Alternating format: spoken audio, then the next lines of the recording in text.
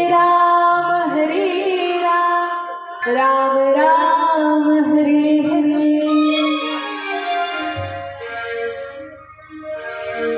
भगवान की कथा ही वह माध्यम है जिसके द्वारा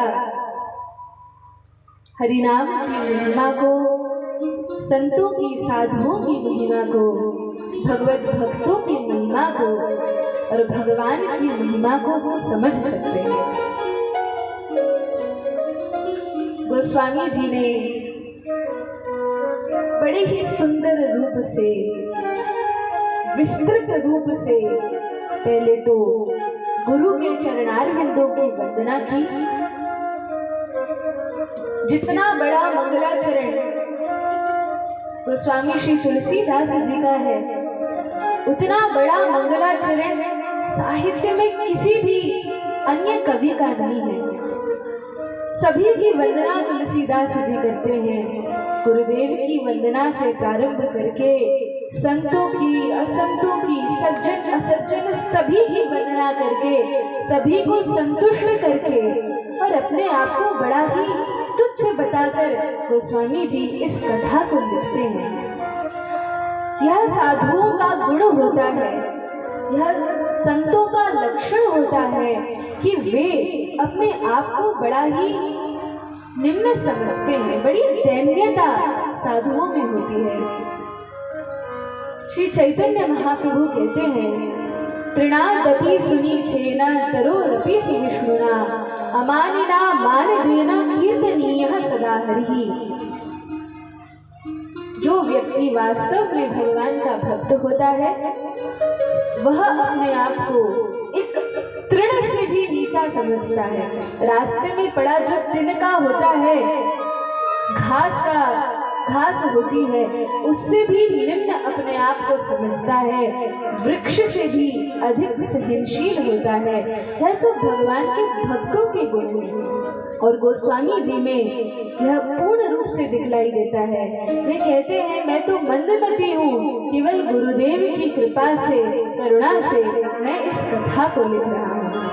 और तब सभी शास्त्रों के सार सर्वस्व को गोस्वामी जी बताते हैं। कहते हैं, सभी शास्त्रों का परम सार यह राम नाम ही है, भगवान का नाम ही है। इसलिए भगवान को तो प्रणाम किया ही, लेकिन बंदौ नाम राम रघुवर को, मैं श्री रामचंद्र के नाम राम को प्रणाम करता हूँ, क्योंकि हर राम नाम भगवान से भी बड़ा है। भगवान से बड़ा कैसे है? तो गोस्वामी जी कहते हैं कि भगवान ने तो अपने चरणों की रज से अहिल्या को तारा, लेकिन इस नाम ने तो कईयों को तार दिया। केवल मुख से भगवान के नाम का उच्चारण करके कई लोग तर जाते हैं। इसलिए मैं भगवान के नाम की वंदना करता हूँ।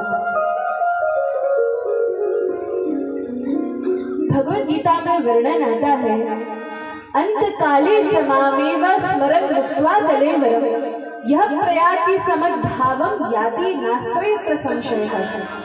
जो व्यक्ति मृत्यु के समय मेरा नाम ले लेता है, इसमें संदेह नहीं कि उसका परम कल्याण होता है, वह मेरे ही धाम आता है। इतना तो पक्का है कि नरक नहीं जाता। कौन? जो व्यक्ति मृत्यु के समय भगवान का नाम मुख से उच्चारण कर देता है।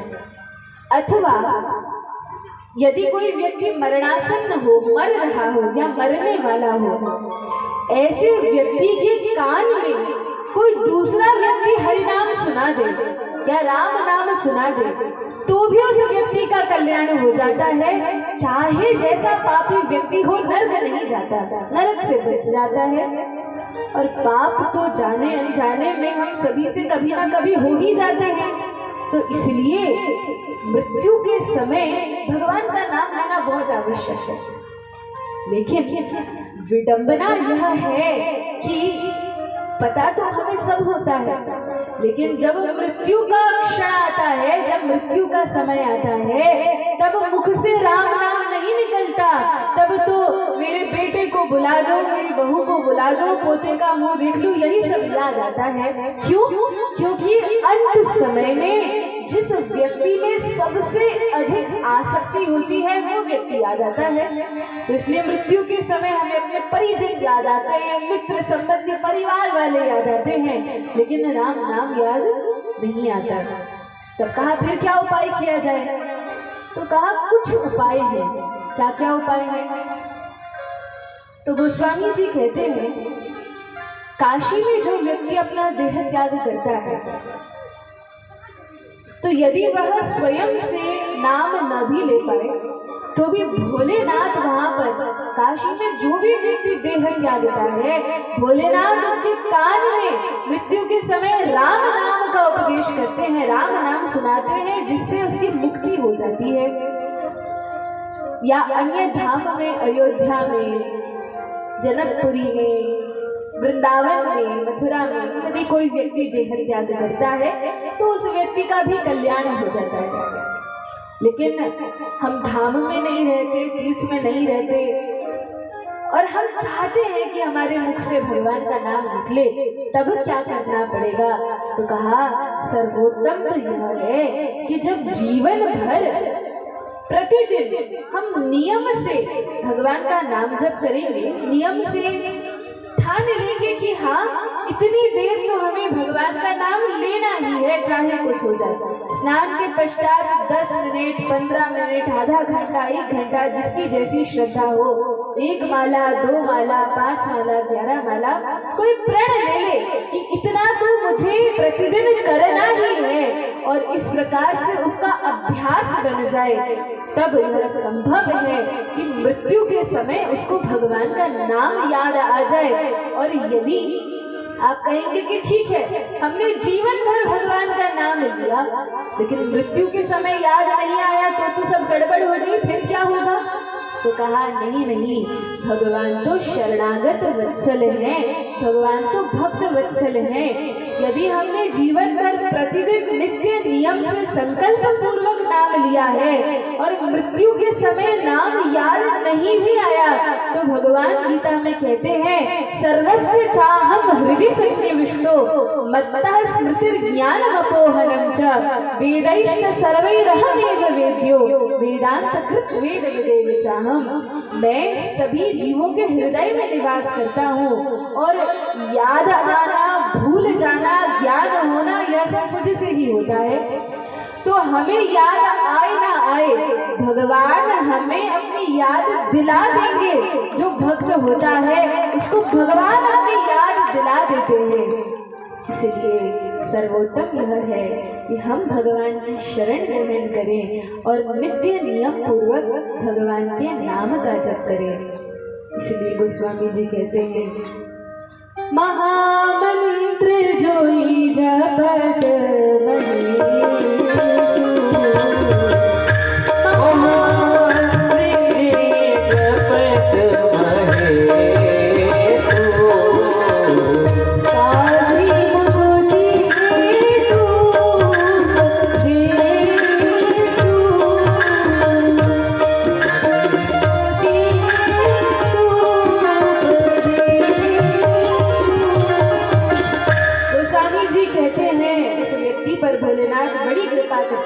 काशी में बसा है। क्या नाम लेते हैं? कहा यही राम नाम, यही महामंत्र है, सीखो। भोलेनाथ लेते हैं। अच्छा भोलेनाथ तो लेते हैं और कौन कौन से देवी देवता इस नाम को ग्रहण करते हैं? तब कहा महिमा जासु जान गणराऊ प्रथम पूजियत नाम प्रभाऊ। गणेश जी जो कि प्रथम पूज्य देवता है, कोई भी शुभ कार्य आरंभ करते हैं तो सबसे पहले किसकी पूजा होती है? गणेश जी की पूजा होती है। क्यों होती है? क्या कारण है? क्या कारण है कि सर्वप्रथम गणेश जी की पूजा की जाती है? कहा कारण और कुछ नहीं है, महिमा जासु जान गणराऊ, क्योंकि हरिनाम की महिमा को गणेश जी गणपति भगवान जानते हैं और इस कारण वे नित्य निरंतर हरिनाम का जप करते हैं। गोस्वामी जी लिख रहे हैं, शास्त्रों में भी वर्णन है और शास्त्रों का ही तो सार गोस्वामी जी लिखते हैं। तो कहते हैं क्योंकि गणेश जी भगवान के नाम की महिमा को जानते हैं और इतना अधिक जप करते हैं, इतना अधिक हरि नाम लेते हैं कि सभी देवी देवताओं में सर्वाधिक जप गणेश जी करते हैं। और हरि नाम का सबसे अधिक जप करने के कारण भोलेनाथ ने उनको प्रथम पूज्य होने का वरदान दिया है। क्योंकि हरि नाम के वे जापक हैं, इस कारण से गणेश जी प्रथम पूज्य हैं। तो कहते हैं महिमा जासु जान गणराऊ, प्रथम पूजियत नाम प्रभाव। इस नाम के प्रभाव के कारण ही गणेश जी को प्रथम पूजन का अवसर दिया जाता है। हरि नाम की महिमा तो सभी शास्त्रों में, सभी पुराणों में सर्वत्र हरि नाम की ही महिमा है। चहु जोग चहु श्रुति नाम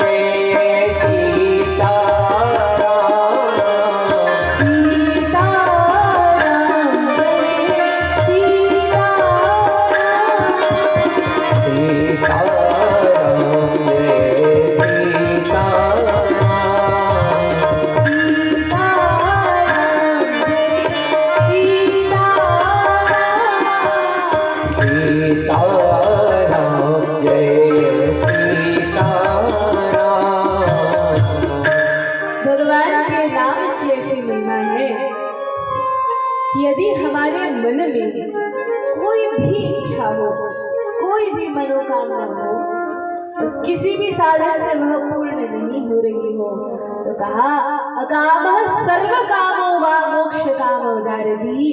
उन लोगों के लिए जिनके हृदय में बहुत सारी भौतिक इच्छाएं हैं, उन लोगों के लिए जिनके हृदय में कोई इच्छा नहीं है, जिनके हृदय में बहुत सारी मनोकामना हो, उनके लिए भी राम नाम आश्रय है। जिनके हृदय में कोई इच्छा नहीं है, जो केवल मुक्ति चाहते हैं, उनके लिए भी हरि नाम ही आश्रय है। और जो मुक्ति भी नहीं चाहते, जो केवल भगवान के चरण कमलों में प्रेम चाहते हैं, भगवान की भक्ति चाहते हैं, प्रेममय सेवा चाहते हैं, उन लोगों के लिए भी यह हरि नाम ही परम लाभदायक है। तो नाम के अलावा और कोई उपाय नहीं है। बृहदारण्यक पुराण में वर्णन है।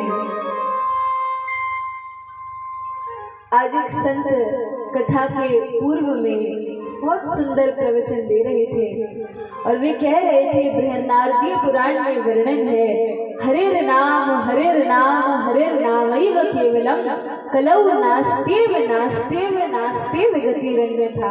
बड़ी सुंदर बात है कि इस कलिकाल में हरेर्नामैव केवलम 3 बार कहा। जब 3 बार कोई बात शास्त्रों में कही जाती है या संत पुरुषों के मुख से कही जाती है, तो उसको पत्थर की लकीर समझ लेना चाहिए, अर्थात वह परम सत्य सत्य है, उसमें कोई संदेह नहीं है। तो कहा हरि का नाम, हरि का नाम, और हरि का नाम ही एकमात्र साधन या उपाय है जिससे इस कलयुग में कलिमल ग्रसित जीवों का कल्याण हो सकता है। इसके अलावा अन्य और कोई उपाय नहीं है। इसलिए हम सभी को हरि नाम का आश्रय लेना ही चाहिए। आज तो कथा का प्रथम दिवस है। आज से ही आप लोग क्योंकि आने वाले 9 दिनों तक इस मंगलमयी कथा का श्रवण करेंगे, तो सर्वोत्तम यह है कि आज से ही माला लेकर, माला नहीं है तो अपने मुख पर ही भगवान का नाम लेना प्रारंभ कर दीजिए। समय निश्चित कर लीजिए कि इतने समय आज से ही मैं भगवान के नाम का जप करूंगा। सर्वोत्तम तो यह है कि इस कलयुग में वैसे तो भगवान के कई नाम हैं, किसी भी नाम का उच्चारण किया जाए तो कल्याण ही कल्याण है, लेकिन फिर भी एक विशेष रूप से मंत्र दिया गया है। यह जो महामंत्र है यह कलयुग के लिए विशेष रूप से संतों ने, आचार्यों ने, शास्त्रों ने प्रदान किया है। कौन सा मंत्र है? तो कहा हरे कृष्ण कृष्ण कृष्ण हरे हरे, हरे राम राम राम हरे हरे। यह कलयुग का महामंत्र है, इसलिए इस महामंत्र को जपना चाहिए। वैसे भी चलते फिरते उठते बैठते राम राम का तो हम रटन जपन कर ही सकते हैं। तो इतना तो हमें अपने हृदय पटल पर बैठा लेना चाहिए कि जब भी हम खाली हो, फुर्सत में हो या कुछ काम भी कर रहे हो तो मुख से भगवान का नाम चलता रहे। इससे कितना भारी कल्याण हमारा हो रहा है ये हम अभी नहीं समझ पा रहे हैं, लेकिन जब मृत्यु का क्षण आएगा उस समय हमें समझ आएगा। जब हम इस देह को त्याग कर परलोक में जाएंगे तब समझ में आएगा कि अच्छा किया भगवान का नाम ले लिया, क्योंकि जिन लोगों ने नाम नहीं लिया उनकी कितनी दुर्गति होती है, कैसे नरक में उनको भीषण यातनाएं भोगनी पड़ती हैं और तब वे पश्चाताप करते हैं कि काश कथा में सुना था हरि नाम लेना चाहिए, भगवान का नाम ले लेते तो आज इस नर्क का मुख नहीं देखना पड़ता, तब बड़ा भारी पश्चाताप होता है। इसलिए समय रहते ही किसी को नहीं पता कब किस क्षण हमारी मृत्यु हो जाए। आजकल वैसे भी भरोसा नहीं है। पहले तो लोग 100 साल के ऊपर जिया करते थे, लेकिन अब तो 60-70 भी हो जाए तो कहते हैं अरे तो बड़ी भारी उम्र हो गई है, अब तो चले भी जाए तो कोई चिंता नहीं। और छोटे छोटे बच्चे भी कई प्रकार से अकाल मृत्यु हो जाती है, एक्सीडेंट से, विष पान करने से, सांप काट ले, कुछ भी घटना घट सकती है। हम नहीं जानते कब किस क्षण हम काल के गाल में पहुंच जाए। काल व्याल मुख ग्रास त्रास निर्णात हेतवे, नहीं पता मृत्यु का क्षण कब आ जाए, हो सकता है अगले ही क्षण हमारी मृत्यु हो जाए। इसलिए हर क्षण ऐसे भगवान का नाम लेना चाहिए मानो बस अगले क्षण मृत्यु ही होने वाली है, तो अभी तो हम नाम लेंगे। इस प्रकार से भगवान के नाम का आश्रय लेना चाहिए और भगवान से हर समय यही प्रार्थना करनी चाहिए कि हे भगवान हमें अपने शरण में रखिए। हम तो बड़े भोले हैं, मूर्ख हैं, हमें कोई ज्ञान नहीं है, लेकिन आप कृपा कीजिए, आप करुणा कीजिए और हमें अपना आश्रय प्रदान कीजिए। भगवान तो भक्त वत्सल है, शरणागत वत्सल है।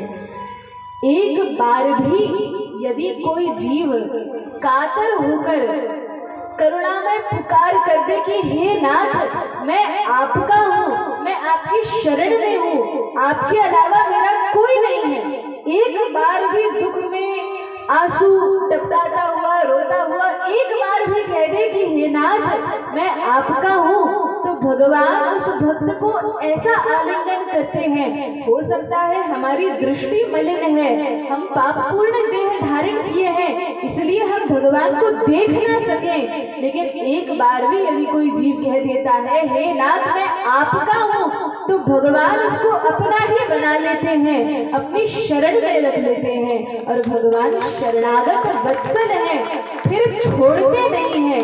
रक्षिष्यति इति विश्वासः, वे रक्षा करते हैं, ये विश्वास भक्तों के हृदय में होता है। इसलिए भक्तजन हमेशा यही प्रार्थना करते हैं, हे नाथ बताइए कैसे मैं आपके चरण सन्निधि प्राप्त करूं, कैसे आपकी कृपा का भाजन मैं बन सकूं। हे नाथ मुझ पर कृपा कीजिए। हे प्रभु मुझे बता दो, हे प्रभु मुझे बता दो, चरणों में कैसे आऊं। हे प्रभु मुझे बता दो, हे प्रभु मुझे बता दो, चरणों में कैसे आऊं। हे प्रभु मुझे बता दो।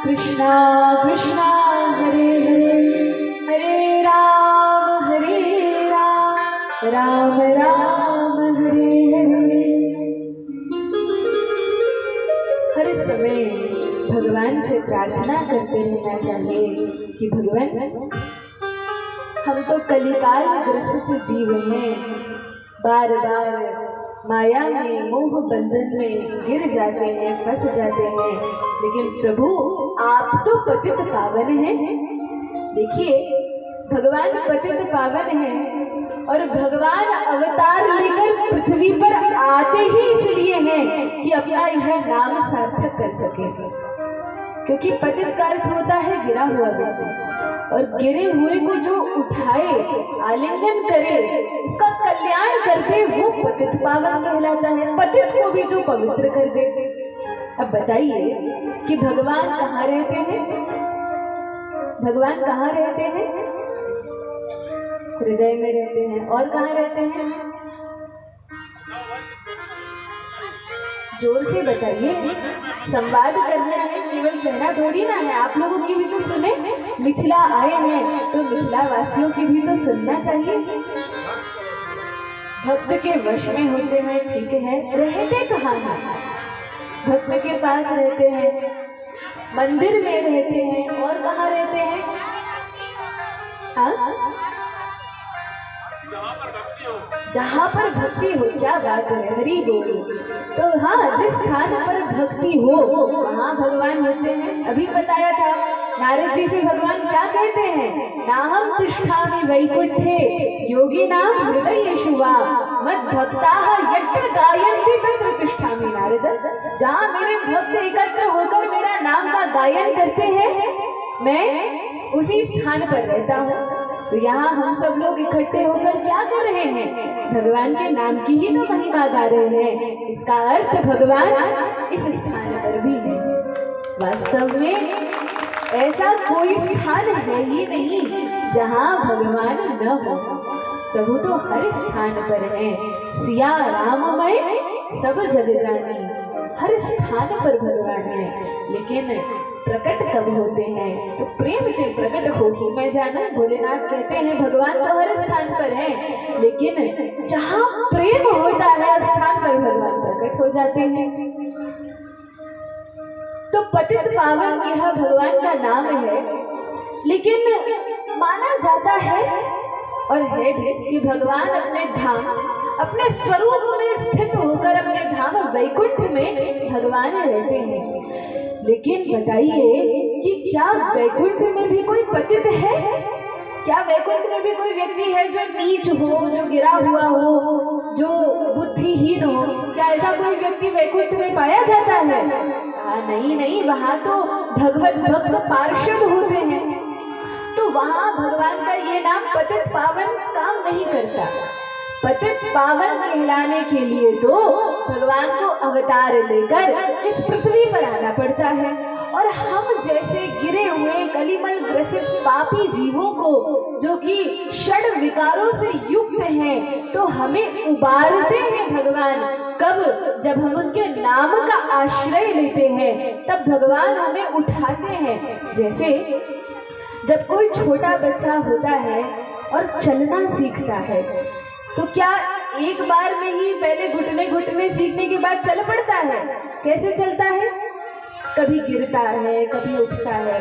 माता पिता छोड़ देते हैं कि हाँ चलो सीखो, और तब वह ठुमुक ठुमुक के चलता है, फिर गिर जाता है, फिर माता पिता उसको उठा लेते हैं, फिर चलता है, गिर जाता है। तो हम तो उसी प्रकार से श्री जानकी जी के बालक हैं, इस भव सागर में आ गिरे हैं और बार बार गिर जाते हैं। लेकिन श्री रघुनाथ जी परम कृपा के धाम हैं, पतित पावन हैं, आर्त भक्तों के रक्षक हैं। वे रघुनाथ जी बार बार अपनी उंगली पकड़ाकर हमें उठा लेते हैं, हमें उबार लेते हैं, हमारा कल्याण करते हैं, हमें गिरने नहीं देते। इसलिए वे भगवान पतित पावन कहलाते हैं। बोलिए पतित पावन भगवान की जय। अब भगवान इतनी कृपा करते हैं, इतनी करुणा करते हैं कि वे अपने भक्त को किसी भी प्रकार से उठाना चाहते हैं, उसका कल्याण करना चाहते हैं। वे चाहते हैं कि ये मेरा भक्त मेरे पास पुनः आ जाए, वापस आ जाए।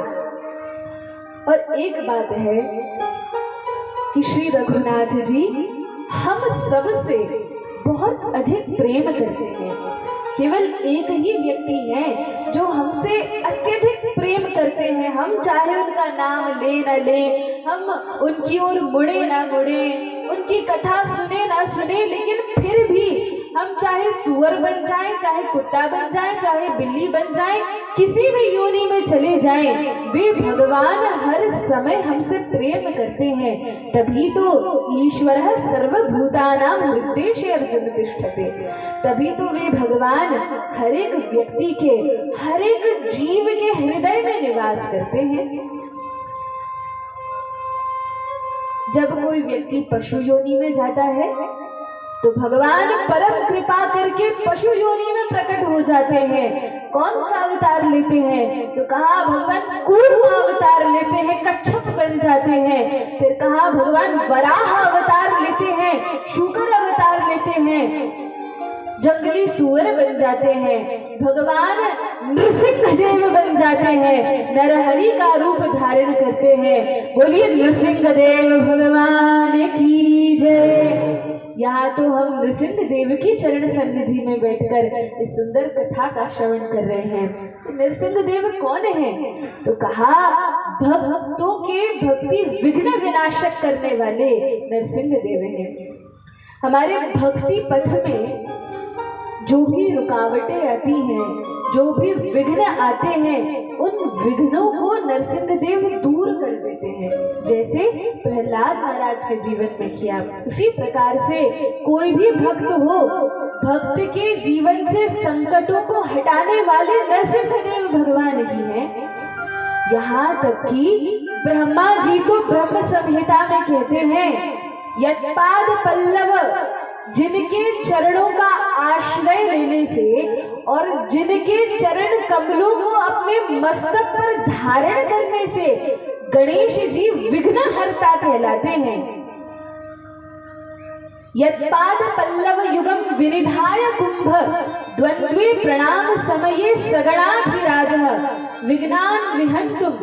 जो विघ्नों को विनाश करने वाले हैं वे श्री नरसिंह देव हैं। और क्योंकि गणेश जी अपने मस्तक पर नरसिंह देव के चरण की छाप रखे हुए हैं, चरणों को अपने मस्तक पर रखे हैं, ब्रह्म संहिता में वर्णन है, इस कारण ही गणेश जी सारे विघ्नों का विनाश करने वाले हैं। तो ये शक्ति नरसिंह देव से आती है। जलचरों के मध्य भगवान मत्स्य अवतार धारण करते हैं, पशुओं के मध्य वराह, कूर्म, नृसिंह आदि अवतार धारण करते हैं। मनुष्यों के समाज में भगवान श्री रामचंद्र के रूप में, श्री कृष्णचंद्र के रूप में, फिर परशुराम जी के रूप में, कपिल देव के रूप में आते हैं। देवताओं के मध्य भगवान उपेंद्र बन के वामन अवतार ग्रहण करते हैं। पुस्तकों के, ग्रंथों के मध्य में भगवान रामचरितमानस के रूप में, रामायण के, भागवत आदि के रूप में अवतार लेते हैं। भगवान हर प्रकार से करुणा करने वाले हैं। और शब्दों में, शब्दों के माध्यम से गीता में भगवान कहते हैं वर्णा नाम अकारोस्मि, सभी प्रकार के जो वर्ण हैं उसमें मैं अ हूं। तो भगवान वर्णों के मध्य भी अवतार लेते हैं, लेकिन वर्णों में यज्ञानाम जप यज्ञोस्मि, सभी प्रकार के यज्ञों में भगवान कहते हैं मैं हरि नाम हूँ, जप यज्ञ हूँ। जो भगवान का नाम हम लेते हैं इससे बड़ा कोई यज्ञ नहीं है। ऐसा यज्ञ जिसमें न तो घी लगता है, न बड़ा पांडाल लगता है, न यज्ञ की वेदी सजानी होती है, न ब्राह्मणों को बुलाना होता है, न कोई हवन सामग्री लगती है, कुछ नहीं। क्या करना है? केवल अपनी मुख रूपी कुंड में अपनी जिह्वा रूपी अग्नि से आहुतियां देना है। कैसे आहुति देना है? कहा केवल मुख से हरिनाम का उच्चारण करना है और इतने में ही कल्याण है। बोलिए हरिनाम महाप्रभु की जय। बड़े सुंदर रूप से श्री तुलसीदास जी इस नाम का वर्णन करते हैं। लोग कहते हैं कि ठीक है, माना कि भगवान के नाम की इतनी महिमा है, इतनी भारी अगाध महिमा है, लेकिन हमारा मन ही नहीं लगता नाम लेने में।